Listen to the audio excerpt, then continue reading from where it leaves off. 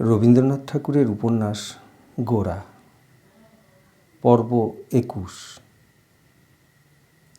গোরা তাহার স্বাভাবিক দ্রুতগতি পরিত্যাগ করিয়া অন্যমনস্কভাবে ধীরে ধীরে বাড়ি চলিল। বাড়ি যাইবার সহজ পথ ছাড়িয়া সে অনেকটা ঘুরিয়া গঙ্গার ধারের রাস্তা ধরিল। তখন কলিকাতার গঙ্গা ও গঙ্গার ধার বণিক সভ্যতার লাভলোলুপ কুস্ত্রিতায় জলে স্থলে আক্রান্ত হইয়া তীরে রেলের লাইন ও নীরে ব্রিজের বেড়ি পড়ে নাই। তখনকার শীত সন্ধ্যায় নগরের নিঃশ্বাস কালিমা আকাশকে এমন নিবিড় করিয়া আচ্ছন্ন করিত না। নদী তখন বহুদূর হিমালয়ের নির্জন গিরিশৃঙ্গ হইতে কলিকাতার ধূলিলিপ্ত ব্যস্ততার মাঝখানে শান্তির বার্তা বহন করিয়া আনিত। প্রকৃতি কোনোদিন গোরার মনকে আকর্ষণ করিবার অবকাশ পায় নাই। তাহার মন নিজের সচেষ্টতার বেগে নিজে কেবলই তরঙ্গিত হইয়াছিল। যে জল স্থল আকাশ অব্যবহিতভাবে তাহার চেষ্টার ক্ষেত্র নহে, তাহাকে সে লক্ষ্যই করে নাই। আজ কিন্তু নদীর উপরকার ওই আকাশ আপনার নক্ষত্রালোকে অভিষিক্ত অন্ধকার দ্বারা গোরার হৃদয়কে বারংবার নিঃশব্দে স্পর্শ করিতে লাগিল। নদী নিস্তরঙ্গ। কলিকাতার তীরের ঘাটে কতকগুলি নৌকায় আলো জ্বলিতেছে, আর কতকগুলি দ্বীপহীন নিস্তব্ধ। ওপারের নিবিড় গাছগুলির মধ্যে কালিমা ঘনীভূত। তাহারই ঊর্ধ্বে বৃহস্পতি গ্রহ অন্ধকারের অন্তর্যামীর মতো তিমিরভেদী অনিমেষ দৃষ্টিতে স্থির হইয়া আছে। আজ এই বৃহৎ নিস্তব্ধ প্রকৃতি গোরার শরীর মনকে যেন অভিভূত করিয়া দিল। গোরার হৃৎপিণ্ডের সমান তালে আকাশের বিরাট অন্ধকার স্পন্দিত হইতে লাগিল। প্রকৃতি এতকাল ধৈর্য ধরিয়া স্থির হইয়াছিল। আজ গোরার অন্তঃকরণের কোন দ্বারটা খোলা পাইয়া সে মুহূর্তের মধ্যে এই অসতর্ক দুর্গটিকে আপনার করিয়া লইল। এতদিন নিজের বিদ্যা বুদ্ধি চিন্তা ও কর্ম লইয়া গোরা অত্যন্ত স্বতন্ত্র ছিল। আজ কি হইল? আজ কোনখানে সে প্রকৃতিকে স্বীকার করিল এবং করিবা মাত্রই এই গভীর কালো জল, এই নিবিড় কালো তট, ওই উদার কালো আকাশ তাহাকে বরণ করিয়া লইল। আজ প্রকৃতির কাছে কেমন করিয়া গোরা ধরা পড়িয়া গেছে। পথের ধারে সওদাগরের আপিসের বাগানে কোন বিলাতি লতা হইতে একটা অপরিচিত ফুলের মৃদু কোমল গন্ধ গোরার ব্যাকুল হৃদয়ের উপর হাত বুলাইয়া দিতে লাগিল। নদী তাহাকে লোকালয়ের অশ্রান্ত কর্মক্ষেত্র হইতে কোন অনির্দেশ্য সুদূরের দিকে আঙুল দেখাইয়া দিল। সেখানে নির্জন জলের ধারে গাছগুলি শাখা মিলাইয়া কি ফুল ফুটাইয়াছে, কি ছায়া ফেলিয়াছে। সেখানে নির্মল নীলাকাশের নিচে দিনগুলি যেন কাহার চোখের উন্মিলিত দৃষ্টি এবং রাতগুলি যেন কাহার চোখের আনত পল্লবের লজ্জাজড়িত ছায়া। চারিদিক হইতে মাধুর্যের আবর্ত আসিয়া হঠাৎ গোরাকে যে একটা অতল স্পর্শ অনাদি শক্তির আকর্ষণে টানিয়া লইয়া চলিল, পূর্বে কোনো দিন সে তাহার কোনো পরিচয় জানিত না। ইহা একই কালে বেদনায় এবং আনন্দে তাহার সমস্ত মনকে এক প্রান্ত হইতে আর এক প্রান্তে অভিহত করিতে লাগিল।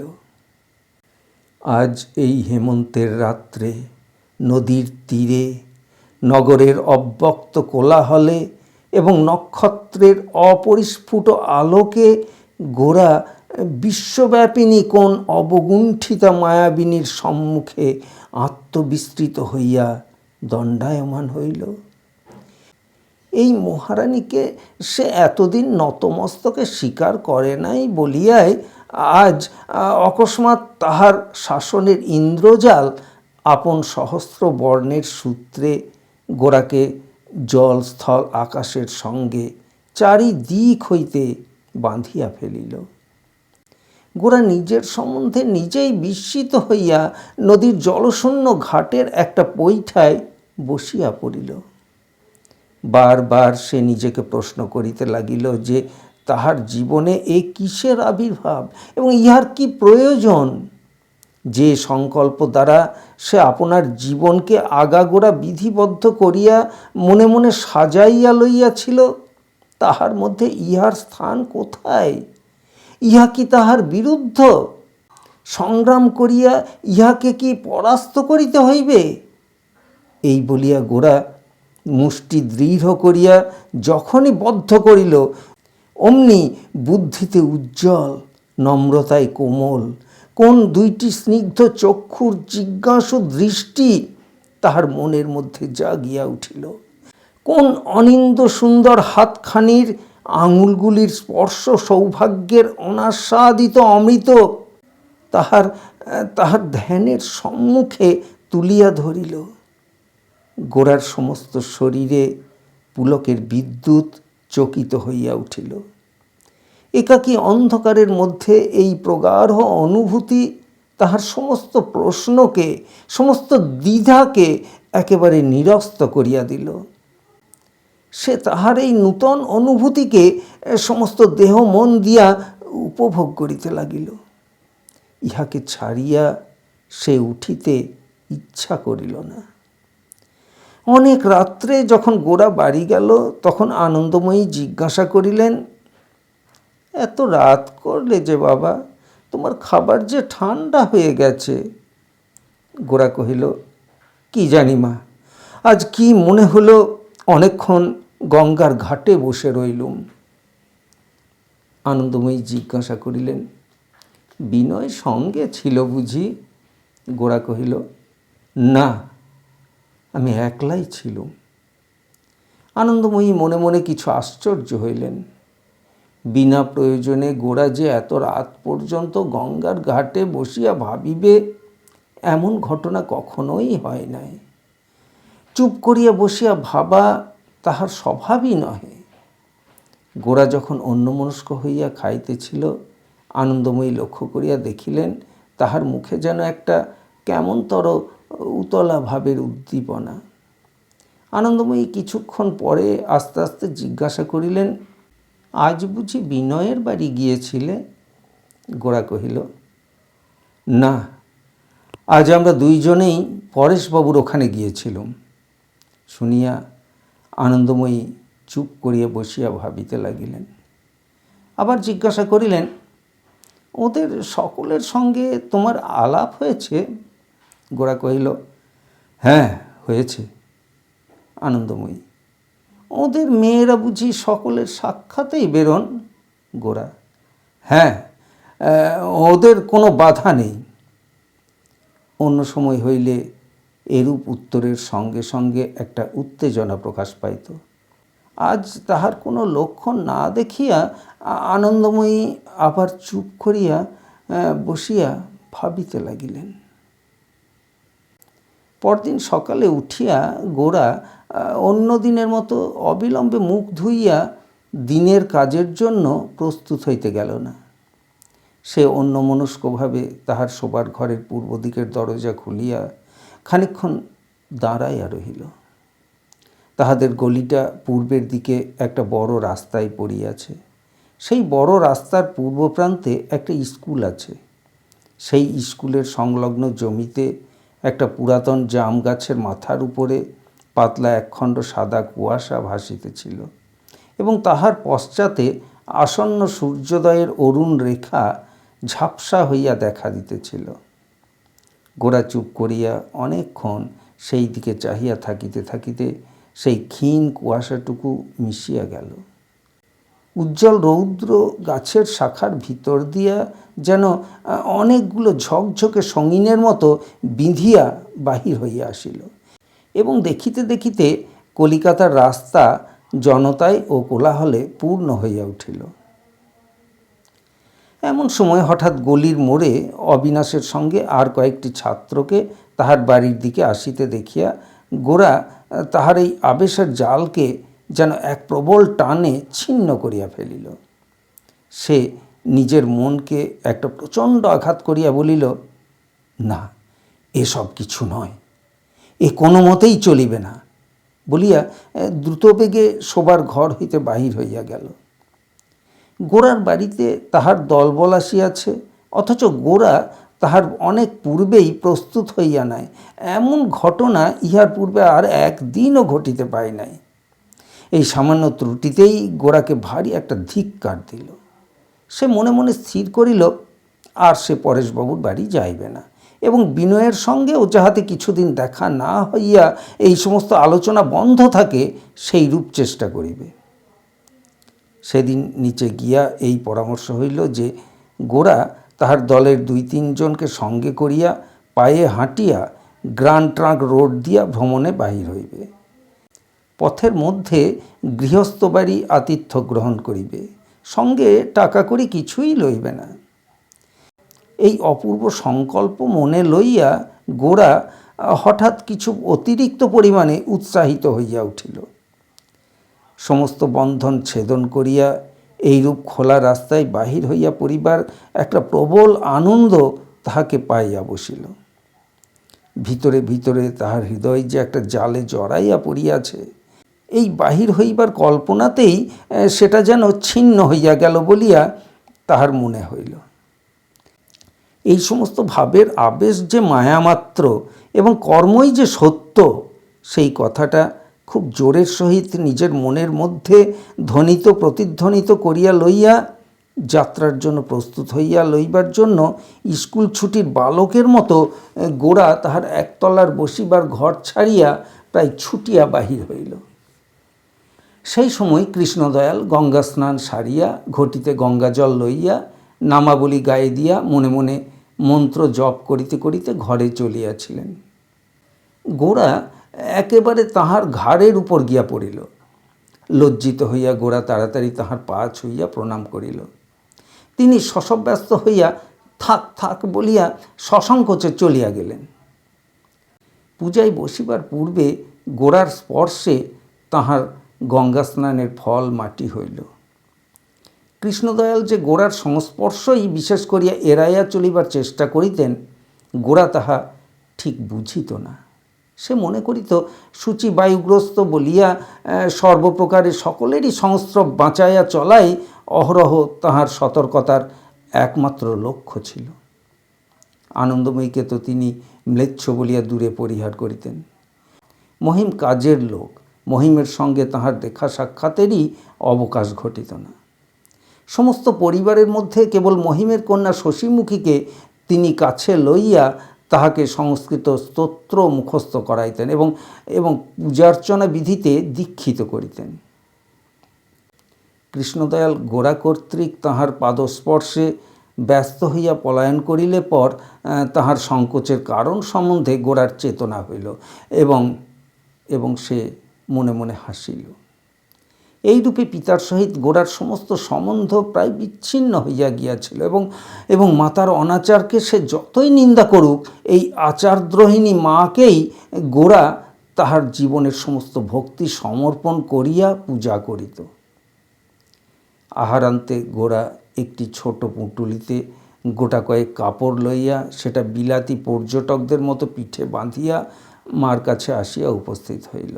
কহিল, মা, আমি কিছু দিনের মতো বেরোব। আনন্দময়ী কহিলেন, কোথায় যাবে বাবা? গোরা কহিল, সেটা আমি ঠিক বলতে পারছি না। আনন্দময়ী জিজ্ঞাসা করিলেন, কোনো কাজ আছে? গোরা কহিল, কাজ বলতে যা বোঝায় সেরকম কিছু নয়, এই যাওয়াটাই একটা কাজ। আনন্দময়ীকে একটুখানি চুপ করিয়া থাকিতে দেখিয়া গোরা কহিল, মা, দোহাই তোমার, আমাকে বারণ করতে পারবে না। তুমি তো আমাকে জানোই, আমি সন্ন্যাসী হয়ে যাব এমন ভয় নেই। আমি মাকে ছেড়ে বেশি দিন কোথাও থাকতে পারি না। মার প্রতি তাহার ভালোবাসা গোরা কোনো দিন মুখে এমন করিয়া বলে নাই, তাই তাই আজ কথাটা বলিয়াই সে লজ্জিত হইল। পুলকিত আনন্দময়ী তাড়াতাড়ি তাহার লজ্জাটা চাপা দিয়া কহিলেন, বিনয় সঙ্গে যাবে বুঝি? গোরা ব্যস্ত হইয়া কহিল, না মা, বিনয় যাবে না। ওই দেখো, অমনি মার মনে ভাবনা হচ্ছে বিনয় না গেলে তার গোরাকে পথে ঘাটে রক্ষা করবে কে। বিনয়কে যদি তুমি আমার রক্ষক মনে করো, সেটা তোমার একটা কুসংস্কার। এবার নিরাপদে ফিরে এলে ওই সংস্কারটা তোমার ঘুচবে।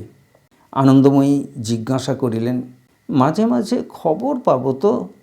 গোরা কহিল, খবর পাবে না বলেই ঠিক করে রাখো, তারপরে যদি পাও তো খুশি হবে। ভয় কিছুই নেই, তোমার গোরাকে কেউ নেবে না। মা, তুমি আমার যতটা মূল্য কল্পনা করো আর কেউ ততটা করে না। তবে এই এই বোঁচকাঠির উপর যদি কারো লোভ হয়, তবে এটি তাকে দান করে দিয়ে চলে আসব। এটা রক্ষা করতে গিয়ে প্রাণ দান করব না, সে নিশ্চয়। গোরা আনন্দময়ীর পায়ের ধুলা লইয়া প্রণাম করিল। তিনি তাহার মাথায় হাত বুলাইয়া হাত চুম্বন করিলেন, কোনো প্রকার নিষেধ মাত্র করিলেন না। নিজের কষ্ট হইবে বলিয়া অথবা কল্পনায় অনিষ্ট আশঙ্কা করিয়া আনন্দময়ী কখনো কাহাকেও নিষেধ করিতেন না। নিজের জীবনে তিনি অনেক বাধা বিপদের মধ্য দিয়া আসিয়াছেন। বাহিরের পৃথিবী তাহার কাছে অপরিচিত নহে। তাহার মনে ভয় বলিয়া কিছু ছিল না। গোরা যে কোনো বিপদে পড়িবে সে ভয় তিনি মনে আনেন নাই, কিন্তু গোরার মনের মধ্যে যে কি একটা বিপ্লব ঘটিয়াছে সেই কথাই তিনি কাল হইতে ভাবিতেছেন। আজ হঠাৎ গোরা অকারণে ভ্রমণ করিতে চলিল শুনিয়া তাহার সেই ভাবনা আরও বাড়িয়া উঠিয়াছে। গোরা পিঠে বোঁচকা বাঁধিয়া রাস্তায় যেই পা দিয়াছে, এমন সময় হাতে ঘন রক্ত বসরা গোলাপ যুগল সযত্নে লইয়া বিনয় তাহার সম্মুখে আসিয়া উপস্থিত হইল। গোরা কহিল, বিনয়, তোমার দর্শন অযাত্রা কি সুযাত্রা, এবারে তার পরীক্ষা হবে। বিনয় কহিল, বেরোচ্ছ নাকি? গোরা কহিল, হ্যাঁ। বিনয় জিজ্ঞাসা করিল, কোথায়? গোরা কহিল, প্রতিধ্বনি উত্তর করিল, কোথায়? বিনয়, প্রতিধ্বনির চেয়ে ভালো উত্তর নেই নাকি?